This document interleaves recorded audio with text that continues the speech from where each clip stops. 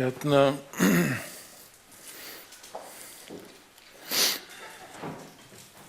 fjárstýringin hún hérna. Þarna var hún, takk. Myndirðu taka ljósin hérna? Ég veit ekki hvað ég að gera. Ég að reka mig í eitthvað.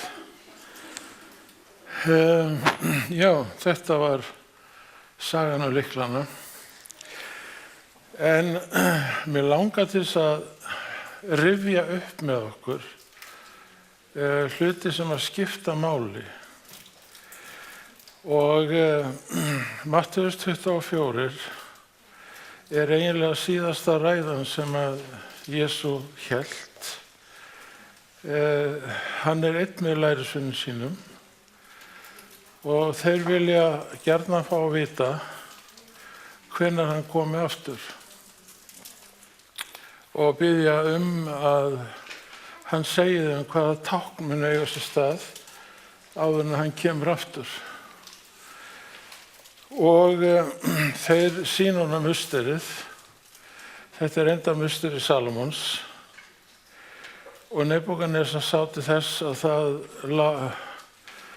það var rifið niður, alveg hreint steinn fyrir stein og öll borgin og múrarnir í kringum borgina. En lærisveinarnir voru mjög stoltir af musterinu sem að Heródes hafði látið ekki bara byggja en klæða það með marmara sem kom frá Ítalíu. Og lærisveinarnir vildu sýna Jesú helgidóminn og hann var ofboðslega fallegur. Hann var það fallegur að Rómverjarnir vildu alls ekki að hann yrði eyðilagður. En Jesú kemur þá með þessa setningu til lærisveinana og segir: Ég verð að segja ykkur alveg svo strákar, að hér mun ekki standa steinn yfir steini. Allt verður rifið niður og borgin lögð í auðn.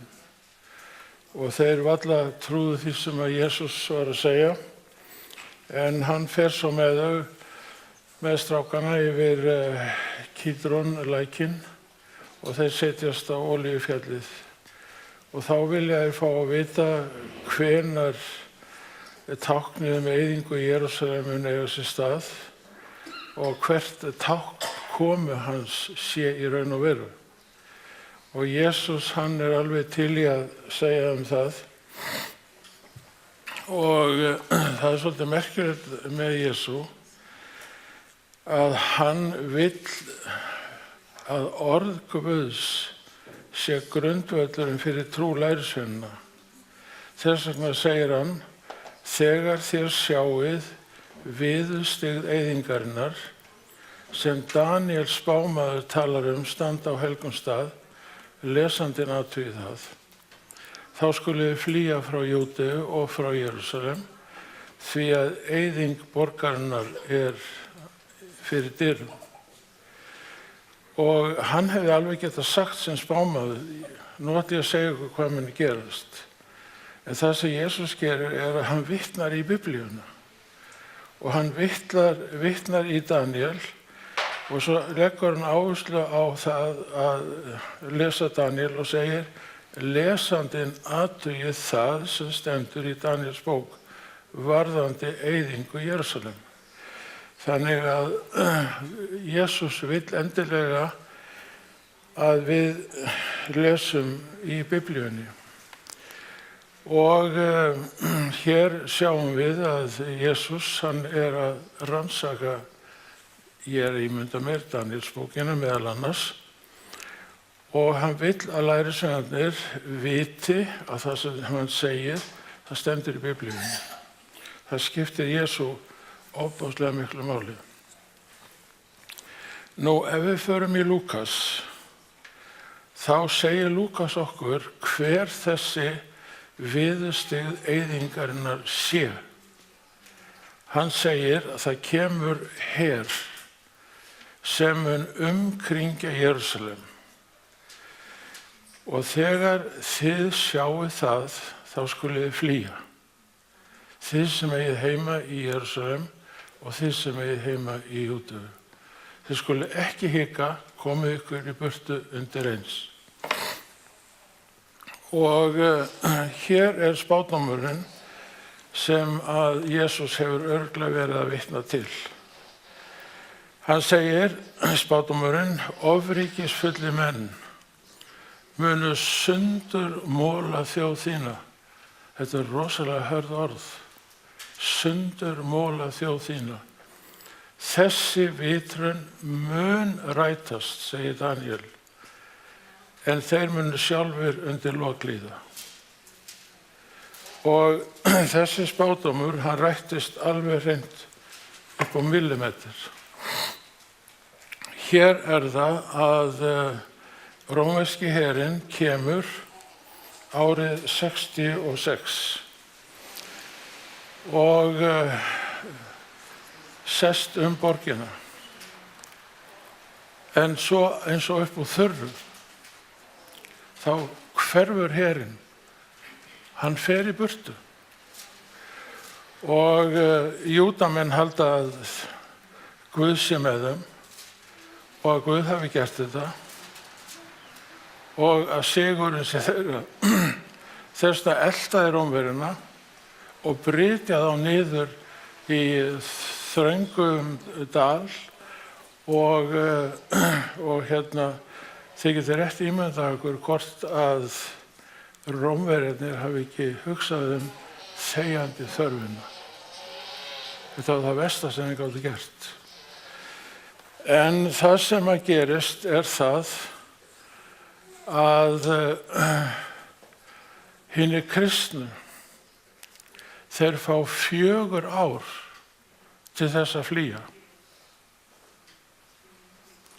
Og allir kristnir í Júdeu og Jerúsalem flúðu austur yfir Jórdan og settust að þar. Og Ellen White, hún segir okkur að ekki einn einasti kristinn einstaklingur týndi lífinu. Allir sem trúðu því að þetta væri táknið að viðurstyggð eyðingarinnar væri búin að setjast borgina og nú væri tími til þess að flýja. Og Jesús hafði sagt við fólkið sitt, ekki hika. Yfirgefðu akurinn, yfirgefðu húsið þitt og komdu þér í burtu. Ekki einn einasti kristinn einstaklingur dó.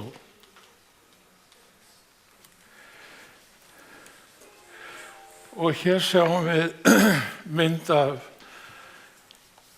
Títusi sem að fara heim með meðal annars ljósastekuna úr musturinu. En árið 70 kom her Rómverja og borgin var eftir skilin mjög illa farin. En því miður þá lærðu gyðingarnir lítið af þessu. Sagnfræðin segir okkur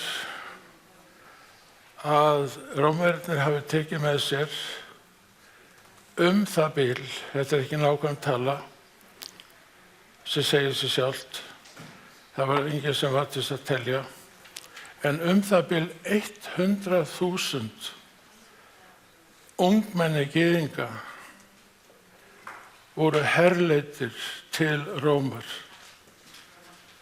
Og næstu 10 árin voru þeir að byggja Kólóseum. Hugsið ykkur örlögin. Hugsið ykkur örlögin.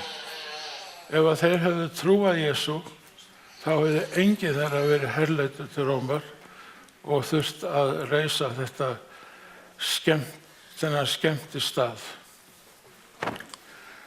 Og það var Títus sem að kláraði bygginguna og líka bróðir hans, Domitian. Og þegar að opnunarhátíðin var, þá var boðið hvorki meira né minna en upp á 100 leiki. Skylmingaþrælar, villidýr og alls konar hryllileg skemmtiatriði þar sem að blóð flaut alla jarðir. En gyðingarnir þeir gáfust ekki upp. Þessi hérna, Akiba ben Jósef, hann var tanna eins og það heitir, hann var kennari. Hann hafði reyndar verið smali, en á fertugsaldri þá gerðist hann heitur gyðingatrúarmaður og hann taldi að Símon nokkur bar Kokhba væri Messías og hann studdi það og hann byggði það á 4. Mósebók 24:17 þar sem segir að stjarna muni koma. En Kokhba merkir sonur stjörnunar og þessi rabbi, hann var miðill, hann var dulspekingur og fékk sínar upplýsingar í gegnum dulspekina og einn af þeim sem að skrifuðu heilmikið í gyðingatrúbókina Misnu. Og Hadrian, sem nú orðinn keisari, hann hugsaði með sér, nú göngum við frá gyðingunum í eitt skipti fyrir öll. Og uppreisnin stóð yfir frá 132 til 135. Þá var ekkert eftir af musterinu, það var eiginlega ekkert eftir af Jerúsalem heldur og hann brytjaði niður þjóðina þannig að hún flúði og var herleidd til allra átta.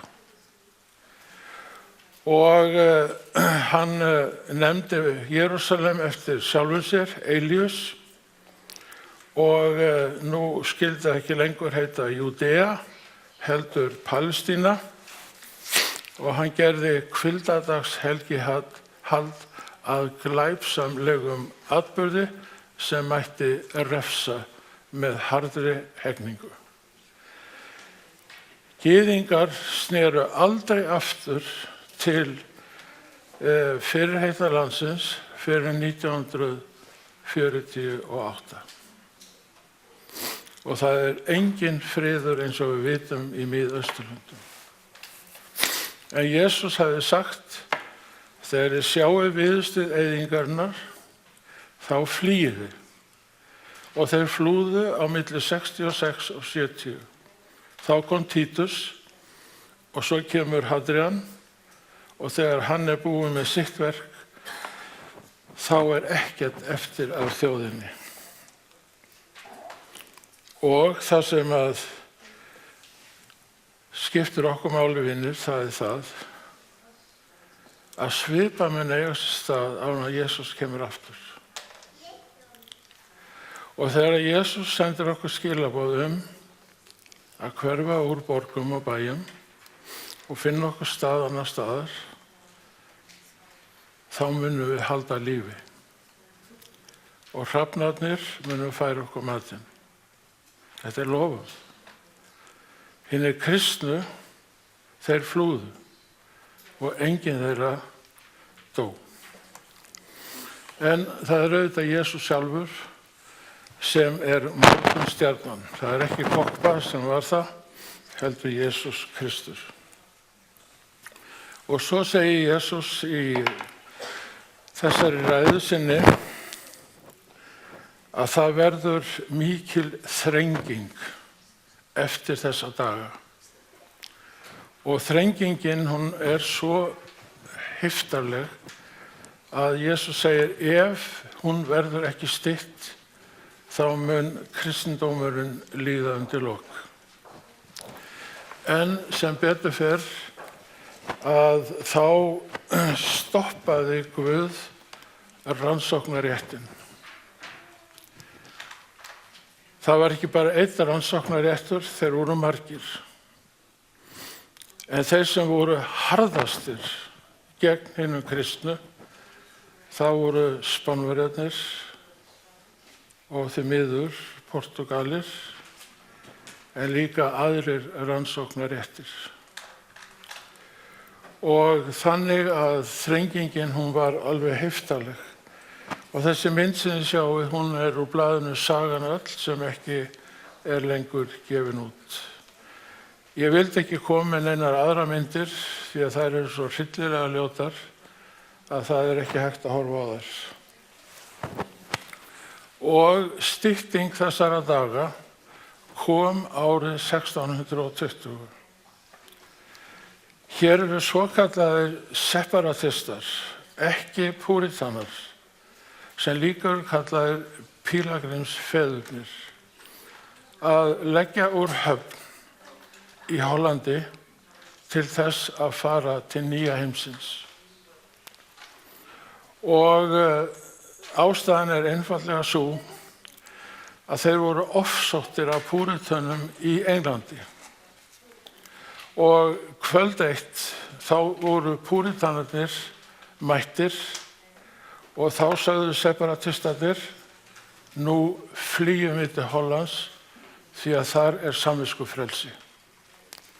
Og þeir stóðu upp og skildu allt eftir, húsin, möblurnar, akrana, eigurnar og fóru til Hollands.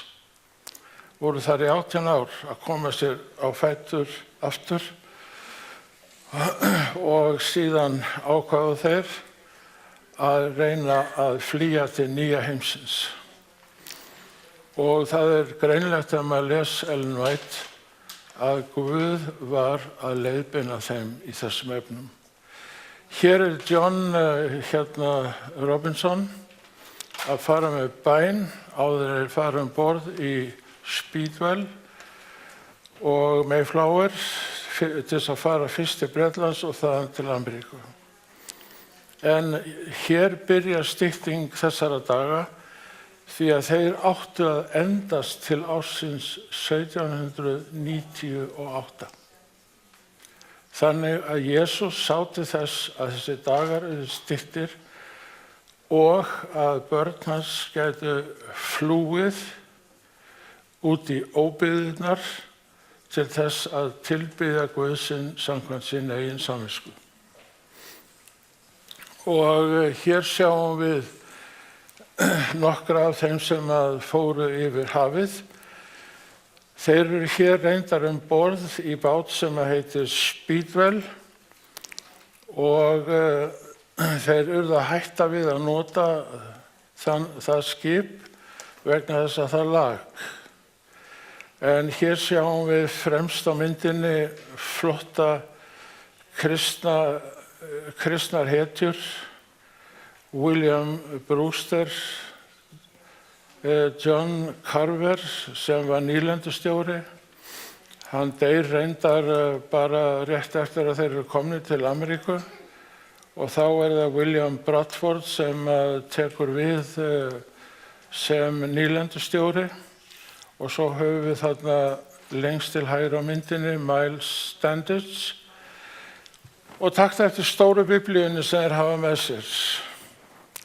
Þetta er Genfar-biblían frá því 1560 og þýðing hennar er svolítið svona hress, getum við sagt. Og þar eru allir hinir vondu konungar í Gamla testamentinu kallaðir einræðisherrar. Og þeir eru alveg með það á hreinu að þegar þeir koma yfir Atlantshafið að þá verður engin kóngur, einræðisherra, drottnari sem segir öðrum fyrir verkum. Þar fylgir hver og einn sinni eigin samvisku án þess að lúta yfirstjórn einræðisherra.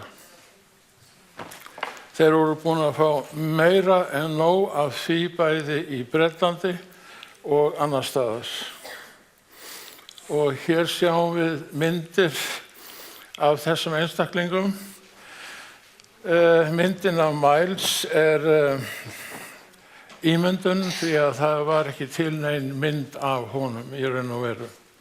En hérna þessi 4 og þeir koma allt og seint til nýja heimsins vegna þess að þið sjáu hérna 2 skip.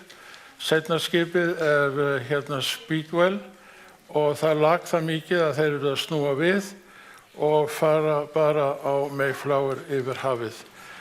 Þannig að þeir koma í raun og veru allt og seint í nýja heiminn og ferðin yfir hafið, hún var ekki dans á rósum. Og í þessu ofsaveðri þá féll einn fyrir borð og sem betur fer þeir náðu honum borð aftur. Þannig að maður hefði getað spurt sig, Guð, ertu einhvers staðar nálægur? Af hverju sendur okkur þetta ofsaveður? Það var að fella seglin eins og við sjáum á myndinni og einn fer bara út í haf.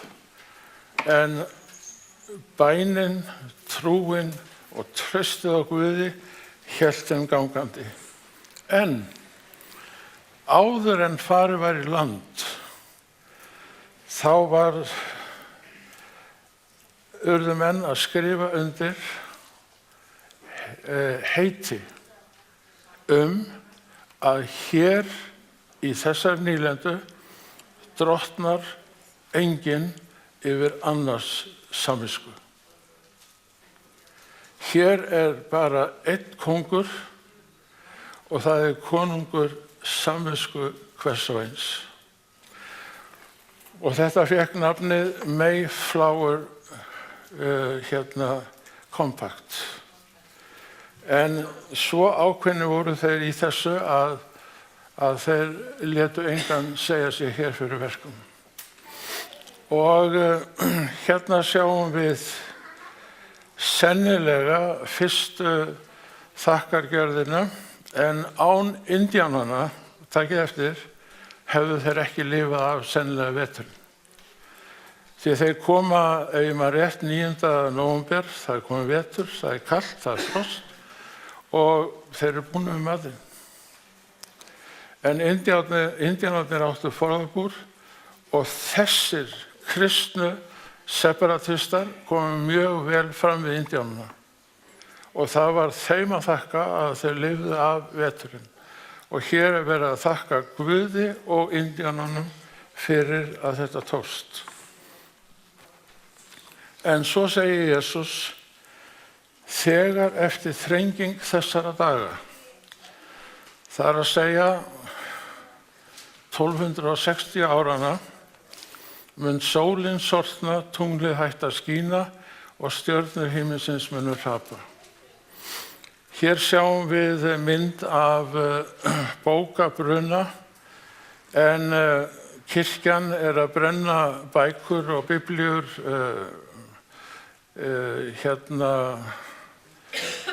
katarana, sem líka eru kallar albígensar, og katari merkir bara hinir hreinu, hinir hreintrúuðu. Og ég vildi ekkert vera að finna neinar aðrar ljótar ofsóknarmyndir en þessar. Og Jóhannes í Ópenabókinni, hann segir við okkur að það mun koma mikill landskjálfti og sólin verða svört, tunglið sem blóð og stjörnur himinsins munu hrapa. Og eftir það endurkoma Jesú Krists. Og þessi hræðilegi jarðskjálfti, hann kom svona suðvestur af Portúgal. Og hér sjáum við myndir frá Lissabon. Ég held að þetta sé ekki ýkt. En auðvitað málarinn að gefa mjög dramatíska mynd af jarðskjálftanum og flóðbylgjunni sem æddu upp ána. En það sem að Jesús í raun og veru að segja okkur með þessu, það kemur fram í Ópenabókinni 11, að hér ekki bara að ræða venjulegan jarðskjálfta, heldur í raun og veru pólitískan jarðskjálfta sem að mun vaða yfir alla Evrópu. Og hérna mynd sem við Ásta tókum í Lissabon og hér eru leifar af kirkju sem var ekki endurbyggð en til minningar þessa hræðilegu atburði. Og landskjálftarnir þeir komu, hver af fætur öðrum. Franska stjórnarbyltingin, 1830 byltingin, 1848 byltingin, 1771 byltingin og svo stærsta byltingin 1917. Og þessi jarðskjálfti, hann var til að segja við Evrópubúa, hann átti sér stað í Evrópu. Það koma pólitíski jarðskjálftar sem munu hrista svo rækilega upp í Evrópu að menn munu óttast framtíð sína. Og þeir komu, vinir.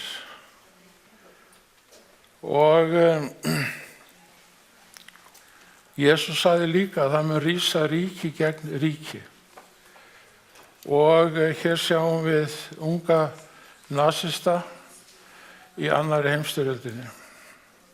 Þeir halda að þeir séu að gera föðurlandinu greiða, en það öðru nær. Og svo segir spádómurinn að sólin, hún verði svört. Og Guð ekki bara að segja við okkur að það verður sólmyrkvi. Hann að segja við okkur að réttlæti sólin, kærleiksrík fyrirgefning réttlæti sólarinnar, það mun slokna á henni. Og Jesús segir á öðrum stað, ætli ég finni trúna þegar ég kem aftur. Ætli að séu nokkrir sem að elska hvert annað. Ætli að séu nokkrir sem að fyrirgefa hvert öðru, umbera hvert annað og eru góði við hvert annað. Og boðskapurinn ekki bara það að sólin verði svört, sem táknar það að við nálgumst endurkomuna, heldur kærleiksboðskapur réttlæti sólarinnar að líða undir lok. Og hér dimmidagurinn sem kom 1780. Og öll Ameríka mundi eftir því að Jesús hafði sagt að þetta myndi vera svona. Ég elska þennan kross og ég á svona kross, en ég hengi hann mjög sjaldan hálsinn á mér og ef ég geri það þá hann innanklæða.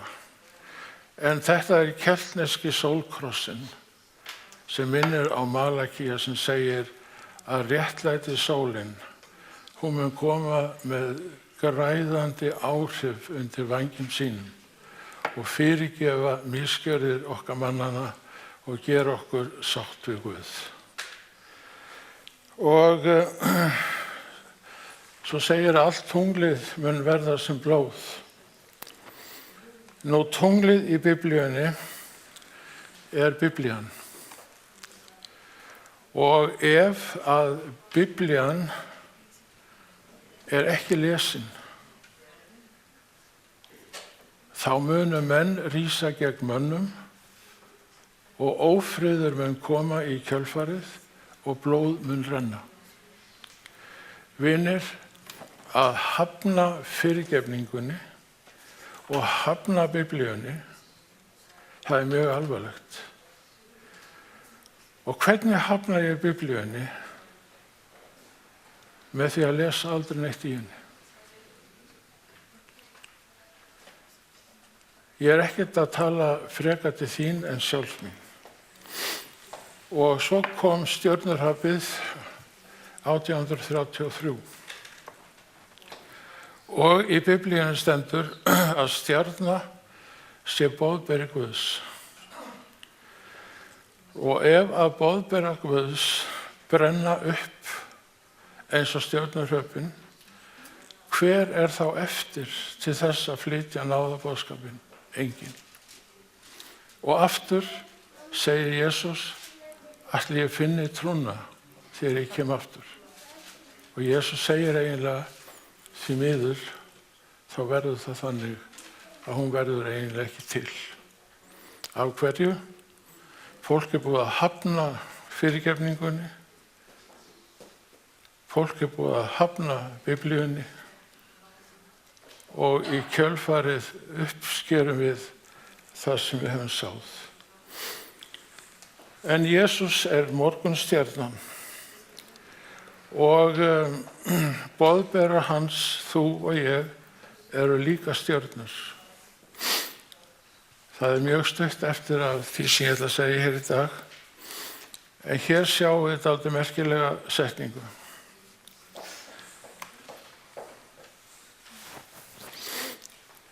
Þegar þér sjáið þetta, jarðskjálftann, dimmadaginn, tunglið sem blóð og stjörnuhrapið, þá vitið þið að ég er í nánd.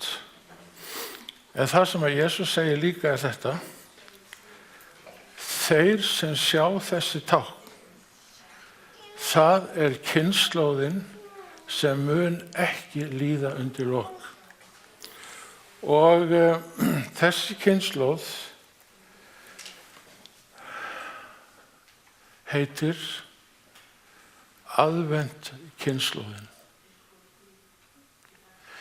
Hvað sem við viljum segja safnaðarlífið okkar, meðal þeirra 25 milljóna sem við erum orðin, þá breytir það ekki þeirri staðreynd að aðventkynslóðin mun aldrei undir lok líða. Hún verður til þangað til að Jesús kemur aftur.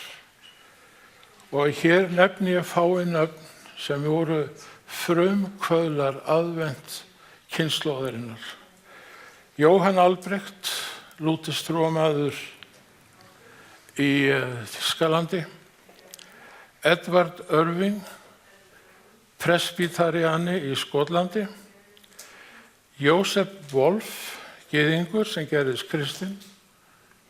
Fyrirgefðu, ég glemdi að sýna ykkur myndirnar, hér eru þeir aftur. Sem sagt, Bengel, Irving og Wolf. Og Wolf bókstaflega fór allan heiminn til þess að boða. Og þá höfum við okkar eigin William Miller og barnapredikarana í Svíþjóð. Og þá er það jesúítinn Manuela Kunsa sem notaði rithöfundanafni Juan Ben Ezra og bækur hans voru náttúrulega stöðvaður leið af Kátólskukirkjunni og brenndar. Og svo höfum við okkar eigin Jón Espolín. Bókin hans liggur þarna á stólnum hjá mér. Og svo höfum við þetta Ellen White. Þessi kynslóð sem að boðaði endurkomuna á grundvelli táknana, hún mun aldrei undir lok líða.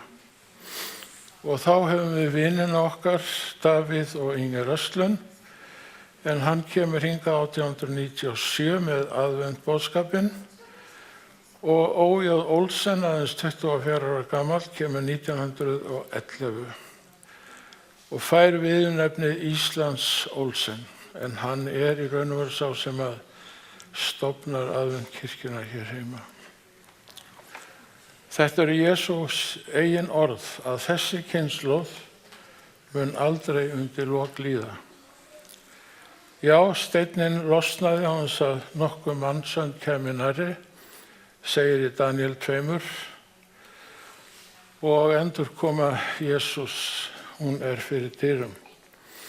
Og þá er hérna síðasta myndin.